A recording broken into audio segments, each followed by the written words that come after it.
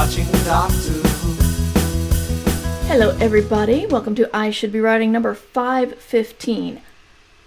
I said 513 last time, and I'd already done it 513. My goal was to start being more organized and start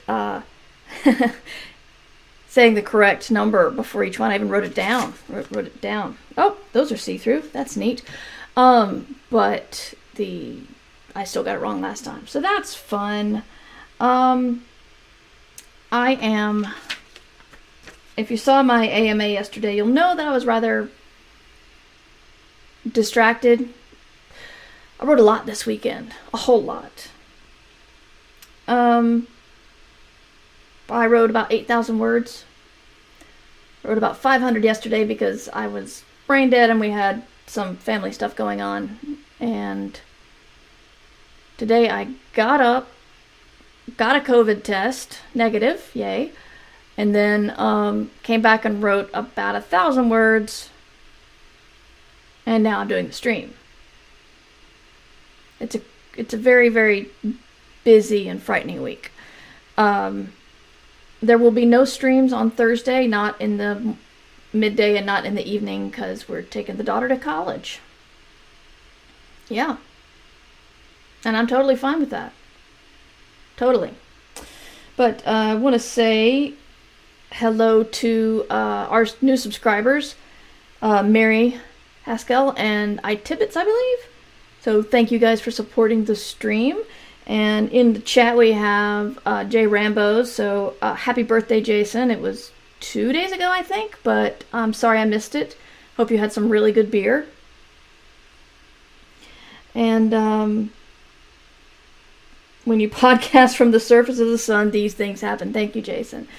Yeah, I know it still doesn't look quite right, and I look very warm. I can't find the right oh, that's much better. Yeah, see, it's hard to find things. So my plan is when I'm done with the book and I get the child to school, I'm going to play with streaming. I'm going to play Get It Right. I'm going to do the proper widgets that say, hey, this person followed, or hey, this person subscribed, and all that magical stuff. I'm going to get with the program. I'm going to figure out my chroma key, although I'm pretty happy with the way it's looking now. I'm not sure if I always want to be broadcasting from the surface of the sun, but at least I don't have as bad interference type stuff around me. So I'm happy about that. So I was going to talk about reading outside of genre. Yesterday in the AMA, Kurt asked what I wished people would ask me when I do an interview or when I'm talking to new writers. Because he thinks that people always ask the same questions and authors may have like little gems that they wish that somebody would ask them. And I guess I think that if I had a little gem that I wish somebody would ask me, I'd probably go ahead and say it in whatever talk I was doing.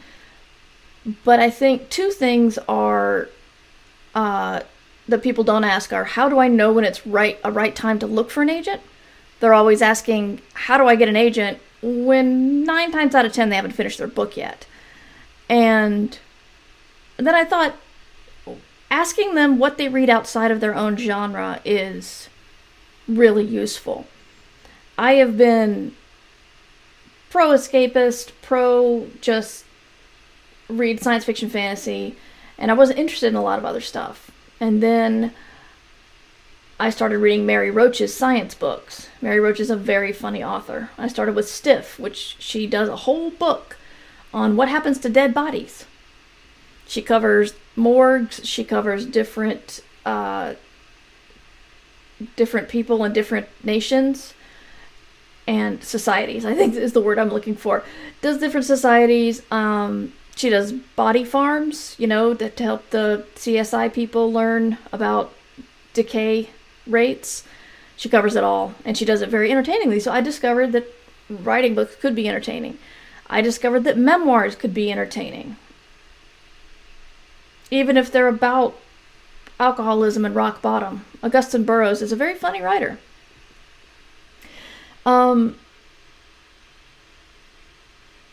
And so and when I was in school, I read outside my genre. I didn't always enjoy it. I read some classics, and if we think some of the classics in science fiction and fantasy are sexist, crime classics, oh my god. I was given, I think it was a Dennis Lehane book? Is that the right name? I'm not sure. I was given one of his books, and the alcoholic, craggy PI sleeps with a woman in one chapter and her adult daughter in another chapter. Women are just throwing themselves at this guy. And I'm like, this is a classic. What did you want me to get out of this? I was not very happy. So sometimes what I did learn in school was, I suppose the term now is hate reading, but when you read something you don't like, you can still learn from it. And so I want, if you're not reading outside your genre, you really should. Because science fiction is not just about science fiction. You've got people in there, and people often have romance between them. I think I'm only a recent in a couple of years, romance reader, and I'm still, like, I want someone to hold my hand and tell me when it's time to put in a little romantic moment between people, because it always feels really, like, fake and hackneyed and stuff.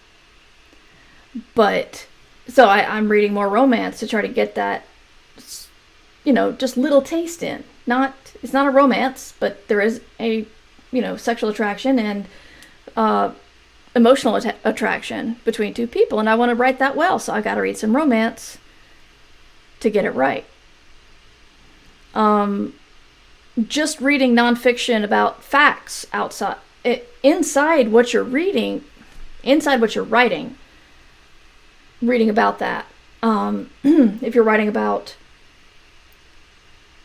doctors, no matter what your genre is, you should probably read a little bit something by doctors. One reason why James Patterson has done so well is because he's a good writer who started out as a lawyer, so he knew what he was talking about, and he could make it interesting. I've not been following the chat because I'm trying to follow it on my phone again. So, hello, Whirling Nerdish. Lovely to see you. And people say SF is full of Mary Sues. SF is not full of Mary Sues. SF is full of people who can take a huge beating and make it seem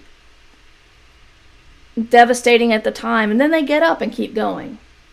That's the problem I have with that. I don't have a problem with very talented people. I love watching very talented people. I have a problem with someone who gets a concussion and is just fine the next scene. On the other hand, as I learned in the Hunger Games trilogy, but personally for me, having the main character, the main POV character, recover from, in her case it was PTSD, recover from something while action is going on elsewhere was not satisfying. So I know you have to balance it. And I know I'm getting up the whole Mary Sue thing, because Mary Sue just has turned into, that woman could not possibly be that talented. And there's a little bit of sexism underlying that. Because I was watching The Mandalorian, and I have heard nothing but good stuff about The Mandalorian. But that dude is a Mary Sue. What the hell can't he do? Tell me in the chat something he can't do. Because he does it all. All of it. Perfectly. And it's fun to watch. But I'm not going to hear any more about Rey being a Mary Sue until you admit that The Mandalorian also. So, there's my rant that I didn't expect to do. Sorry about that. But, so I did want to talk about reading outside your genre. If it doesn't interest you, try to ask around. Try to find who's got the most accessible voice for you. I'll say it. Mary Roach puts out a book. I'll read it. She's written books about the science of chewing and swallowing. Literally, the science of chewing and swallowing. She has done dead bodies. She's done space. She's done sex. What else? The Army. That's right. I need to finish reading Grunt. And all of her books have one word titles, like Stiff for Death and Grunt for the Army. Anyway, actually, no, the space one is Packing for Mars. So no. Anyway, most of them. The mouth one it's called Gulp. So, yay, rant. Good, Jason. I'm glad you appreciated that. But I had an epiphany the other day. And I wanted to talk about it. Because part of me, if the epiphany I had is true, it's kind of cool, but on the other hand, it's kind of not cool because it's not something I planned, and therefore I'm not sure it's something I could replicate. So what happened was, I've been struggling to write this book for a long time. And for the past couple of weeks, it's finally come together. And the deadline is looming, but it doesn't feel like deadline looming writing. It feels like I know what I'm doing. And that's a great feeling. And the other day, it hit me, and I was metaphorically floored in the fact that the other thing that started recently is I started streaming on Twitch, which is a very exciting and new creative outlet for me. And I'm not saying Twitch, unblocked me. I'm just saying that I am creatively excited about something, and apparently my mind likes that enough to, rev up the engines for the other creative stuff I have to do. Why am I mean, it's possibly correlation and not causation. But I've been feeling pretty much in the same doldrums since COVID started. I've had various levels of anxiety up and down, various levels of depression, but creatively I've felt the whole time. Until recently. And the wonderful thing about this is I'm enjoying streaming and I'm enjoying writing right now. The bad thing about it is I didn't know I was doing this.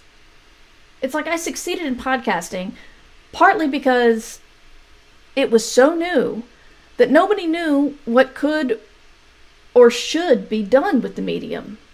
So I just tried everything. And I started building my writing career without realizing it because I was writing and publishing via my podcast, but also I was networking with all the interviews I was doing early on, and I should be writing. And while that's great, I would kind of like to be able to move my career forward, consciously. I want to be able to say, I'm going to try to do X, Y, and Z, which will then help my career, not I don't know what to do. Streaming sounds fun. It's something new to think about. Let's try it. And then, boom, I can write a book again. So that's the downside. I would like some control. But regardless of whether it's connected or not, as I've said, I'm having fun with this. And I'm writing. And it's not taking the place of my writing.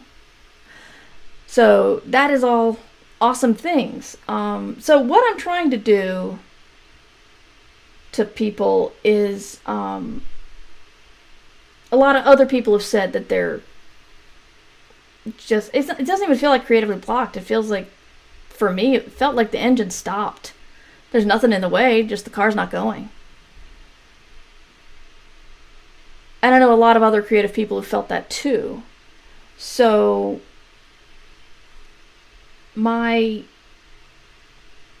my tentative advice, if you're feeling blocked or not starting or whatever, is start a new hobby. Doesn't have to be streaming, obviously.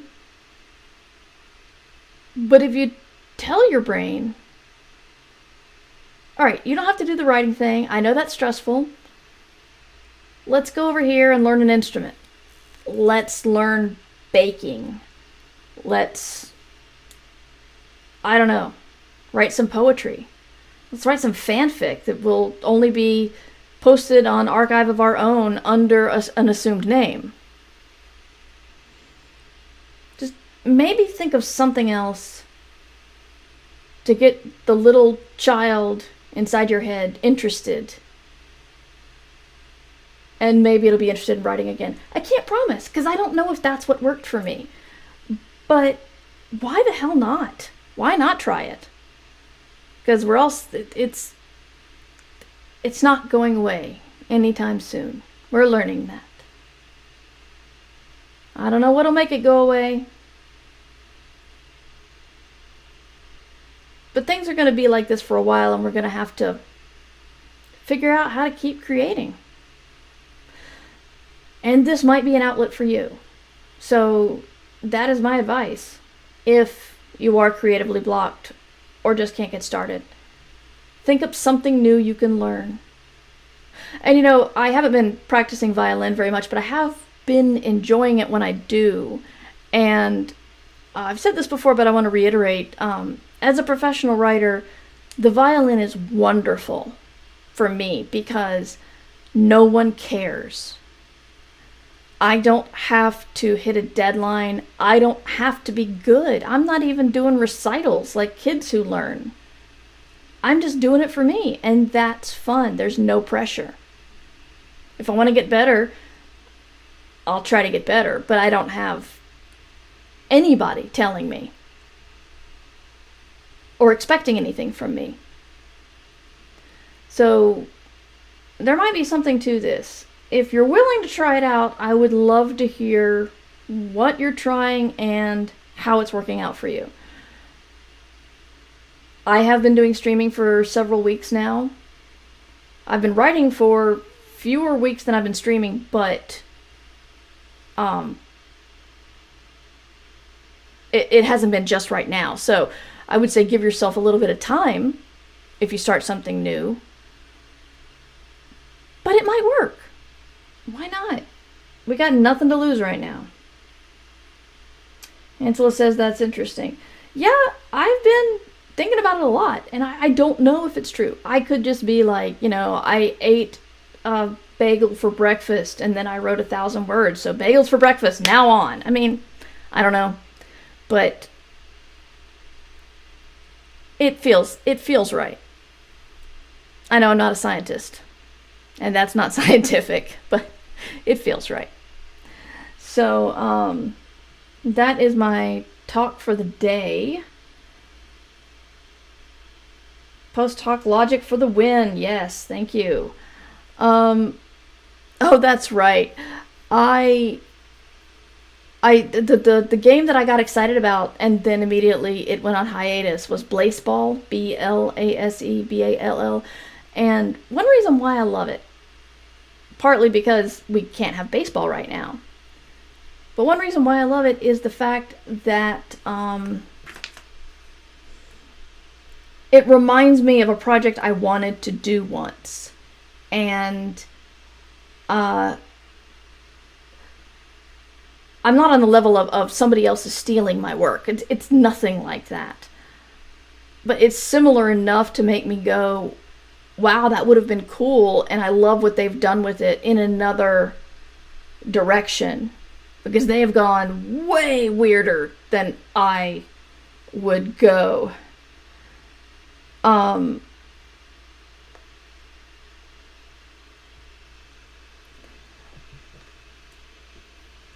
It's so weird that you don't even know how weird it is. Each season is a week. So they're on season 4 right now. And each game is an hour. And you just see any action. It's like you're reading these update scores from a baseball game. This person hits a triple, this person flies out. But also, there's like a forbidden book involved. And you can also spend your money to buy voting tickets, which is buying votes. You find a team to get behind. And then when that team wins, you get money. And some people buy votes to do something in the off season. And one of the things is they've chosen to open the forbidden book, unlock peanuts, and interview the players. Open the forbidden book, opened a book, there's a page that's heavily redacted. You don't even know half the things that's on it. And the peanuts, I forgot all the details about. But it matters that some people are allergic to peanuts. So if the weather is peanuts and you got a good player but they're allergic to peanuts, might not be good. The player interviews have been interesting. Because now if you click on one of your players, you get all of their stats, but you also get their preferred coffee, their blood type, their pregame ritual, and their soul scream.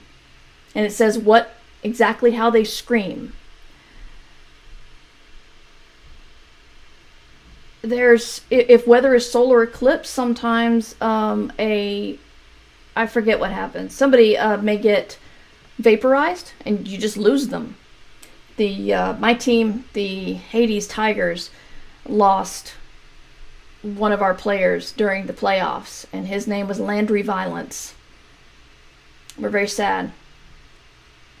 And so you can also buy votes to decide how to help your team or hurt another team at the postseason. But it's hard to tell what's happening there. It's hard to tell what's going to... apparently it's random, but I guess the more votes you have for something, the better chances you have. But it is so bizarre, and it is so much fun. And I was telling the Discord about it, and I know I got Rambo's interested in it. And that it's like, they got too popular too fast and had to take 2 weeks off, I think, whatever they were doing. I think they had to they had some cheaters. They had to update some of the code, and I think just take a break because it's a lot of content. I'm assuming a lot of it is, well, of course, it has to be generated. No one's sitting there writing all the stats for constantly going games, a number of constantly going games. But it is, it's a lot of fun. It's totally free. I support their Patreon, and they do have a sponsor, podcast sponsor, but you just go in and you bet with fake money, and they have a Discord. When you claim your team, you get to get into that team's Discord, and it's just fascinating. It really is. And the art, the game art the fan art that's coming out of this. And the people behind Blaseball said, if you want to make fan art and sell it, go ahead. That's huge. So if you look, you'll see like tons of fan art. One of the players that is on my team, who everyone loves to hate, her name is Jessica Telephone, and she's a very, very, very good player. When we lost Landry Violence, we got Paula Turnip. Not everybody has a strange noun for a name, but enough of them do that makes it really fun. I had to break it to my daughter this morning that a player from her team, with the last name of Steak Knife, I believe, was incinerated during a solar eclipse. So it is... Now that it's back up, it's a new fun distraction because it's always going on. It's like you just check in every hour and there's a new game, and you can watch it for a couple of minutes. And if something really something important happens, you can find out about it on like the wiki or the chat or something. Oh, and one thing that happened with the interviews unlocked is now there's microphone feedback, which will randomly switch 2 players on 2 teams. Interesting to see how that's going to play out. Checking the chat here. We are all love Blaseball. Yes, Jason. Yes, this season includes feedback weather where players can randomly swap teams mid-game. It just happened last game with the Crabs versus the Jazz Hands. It's funny. When I logged in, I like Tigers, and I like the idea of cheering for a team from Hades. They're not all mythical places. There's, the Kansas City Breath Mints, the Charleston Shoe Thieves, Mexico City Wings, Boston Lovers. There's a bunch of weird teams from real and unreal places. There's a Hellmouth team and a Hades team.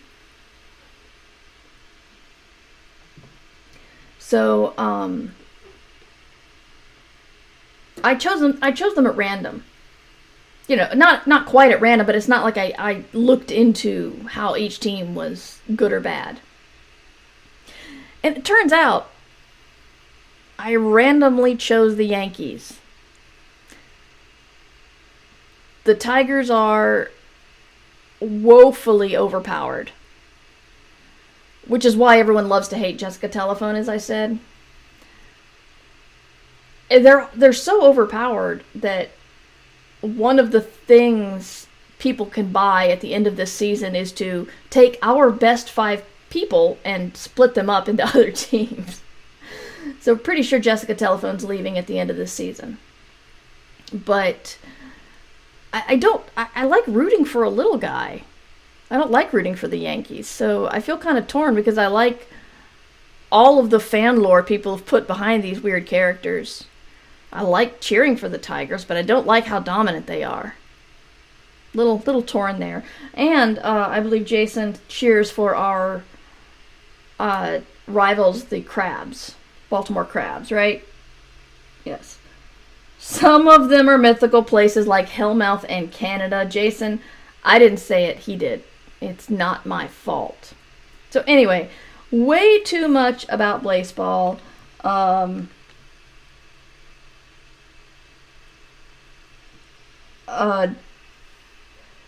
I just need to enjoy what I'm doing and enjoy the creativity. I've got more projects coming up this fall, so I'm hoping this like back and forth exchange of stuff will work. Claws up. Yes, that's the things the crabs say. Hades, our phrase is never look back, which I assume is an Orpheus Eurydice kind of thing. But I did want to talk about Blaseball because it reminds me of something I wanted to do with baseball stats driving a fantasy story. But what they've created is so much cooler than I would have. And I'm very interested to see what happens as the seasons go on and more of the Forbidden Book is read. So yeah, if you want to see something really weird and graphically minimal, then check out Blaseball. And don't search for Blaseball because Google will think you mean baseball. You liked Sansaball. I liked Sansaball too, but I ran out of things to say because I did not want to go too far into the story because, especially with the TV show, people were fine. I knew what Sansa's path was because I'd read the books, but a lot of people didn't know, so I couldn't.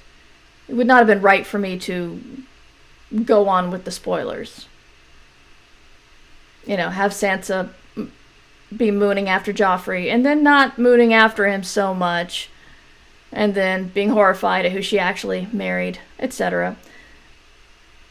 I could have fit all that in, but I didn't really feel it was right. So, Sansa Ball's over. Vale who fights cats. I feel like I joined the stream just in time to be very confused. We're talking about Blaseball, which is a very weird free game that's essentially it's a baseball simulator, only there's a lot of weird fantasy elements. Check it out. Or download this podcast later and you'll get my more detailed thing. But I cheer for the Hades Tigers, although I feel a little weird about it. And Jason J. Rambo's cheers for the Baltimore Crabs. My daughter's a fan of the Kansas City Breath Mints. And my husband supports the Canada Moist Talkers. Possibly the worst name, so yeah. Anyway, I wanted to see if anybody had any questions or feedback they wanted to bring up in the chat. If you are listening to this on the stream or on the feed later, you can email me with your questions, mightymer@gmail.com. And you can post on Twitter, but that's harder because I don't keep track of those very well. For Ditch Diggers, Matt keeps track of the questions on Twitter, so it's not my problem. So we'll give you a little bit of time to see if there's anything you want to talk about, and I can just talk about Blaseball some more. Seems wrong. I babbled about it a lot. But I'm enjoying being from the surface of the sun. It feels fitting after the summer. Why not? Why not cast from the surface of the sun? Can't hurt anything.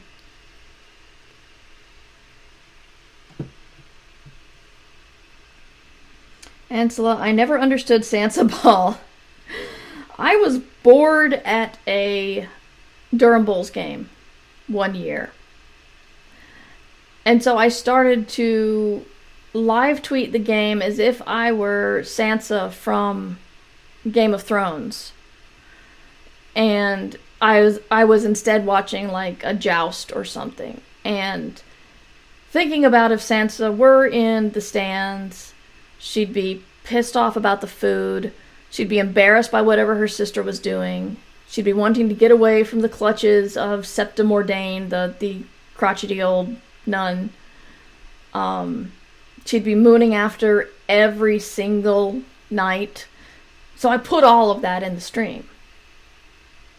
And it was a lot of fun. And it people got into it. And I just kept doing it. But I couldn't do it for very long for the reason I mentioned earlier. I also ran out of ideas of things to do when of tweets to make that would fit in the first couple of storylines for Sansa. Once things started to go dark, it wasn't as much fun. So, excuse me. Reminds me of home, California. Can you do a Hoth background next time? Oh, yes.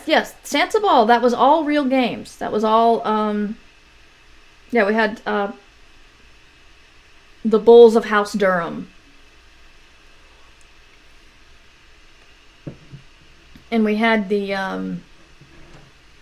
oh crap, now I can't remember who it is, but there's a local, not local, but a minor league team that we played against a lot, and they were the Tides. So, actually, the person who runs the Twitter feed for the Durham Bulls is a Game of Thrones fan. And he actually came up with it that the Tides were mapped to the Greyjoys because they were all going for the worshipping the drowned god. So I was talking about how if they got a home run, it's because they drowned their bat boy in the previous inning and stuff like that. So yeah, those were all real games.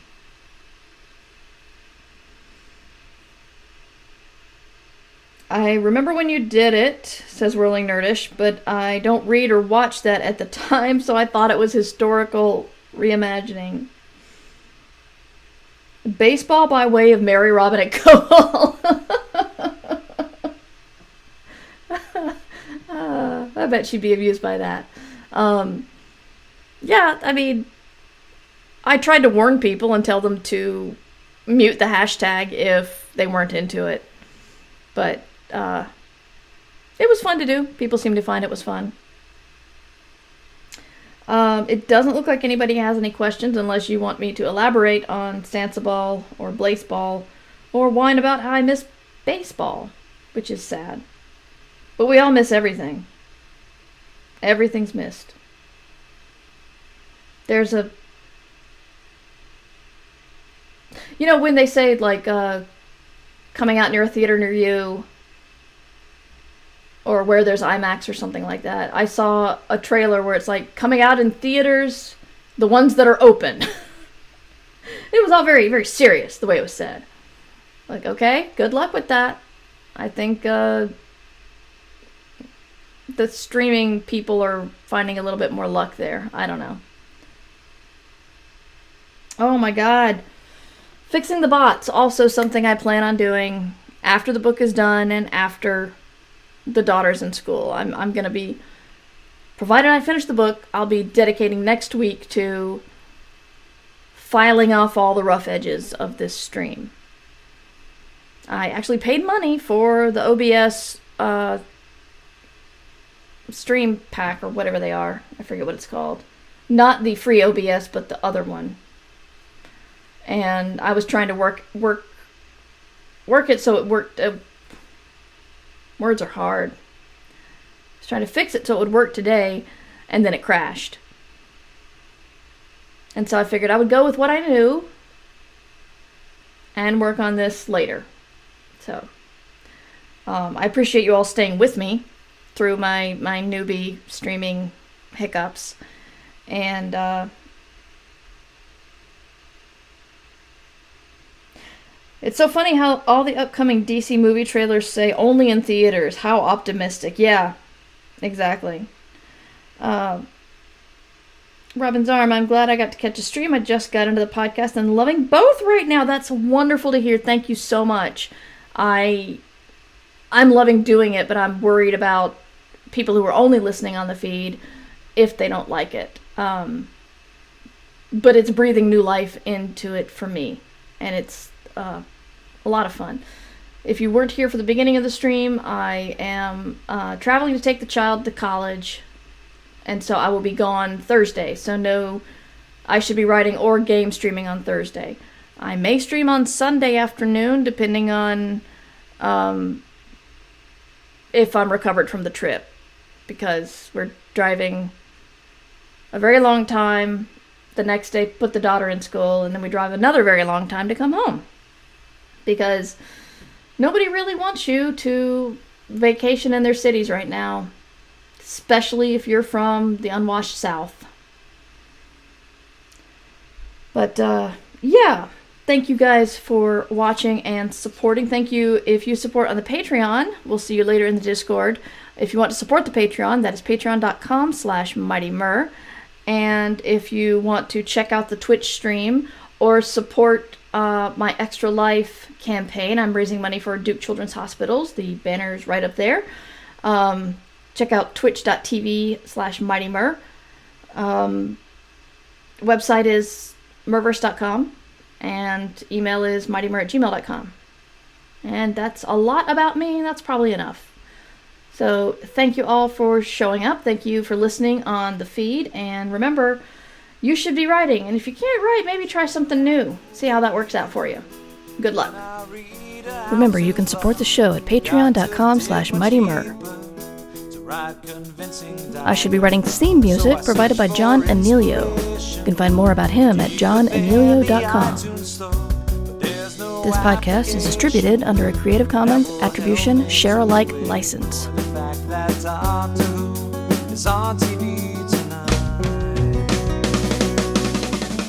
But I should be writing. I should be working on my